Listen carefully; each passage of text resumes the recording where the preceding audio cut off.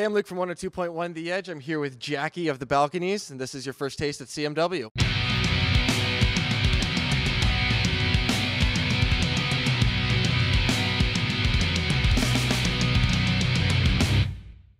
First, second album, Rhonda, just released about 6 months ago.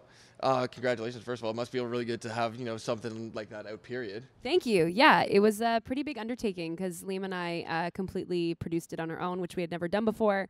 So yeah, this album was all about challenging ourselves and getting out of our comfort zones. So super rewarding. What was the process of putting together this album then, when it was just you guys flying solo? Well, we had been writing for about 2 years. We took almost 2 years off the road because we had been playing shows, 9 months of the year predominantly for the first, 6 years of our band's careers. So we just decided to take a little step back and just focus on getting back to the music and writing songs that really made us feel something and kind of reflected where we were at as a group, but also as individuals. So we definitely were excited to take that time away from the road and just focus on writing catchy tunes.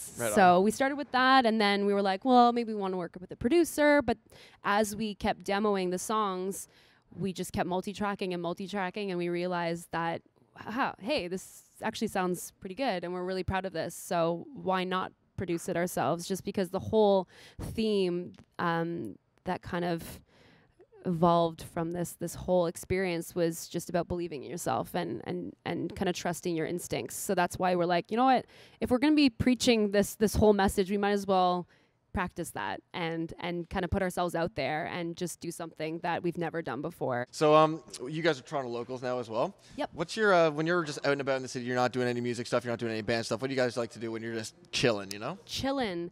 I ride my bike a lot. I love biking in Toronto. It's the best. You're one of those good bikers though, right? I'm a safe biker. I have like a helmet, like a bucket helmet, and I love going to the Toronto Island. That's like one of my favorite things to do in the summer. I like mini golf.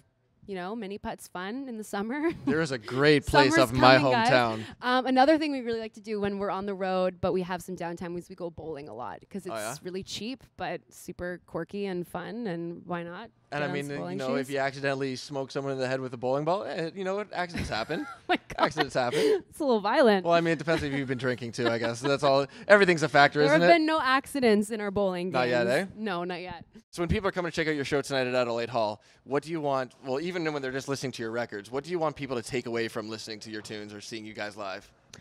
I want people to feel something, even if it's, I absolutely hate this. No, I'm just kidding. I want people to feel something, whether it's feeling inspired or, feeling connected to us or feeling like, someone's relating to something they're feeling or something they've gone through. I think that's the best thing about music is making that emotional connection with someone. And for me in my live shows, I love looking people in the eyes and almost creating that mild uncomfortable staring.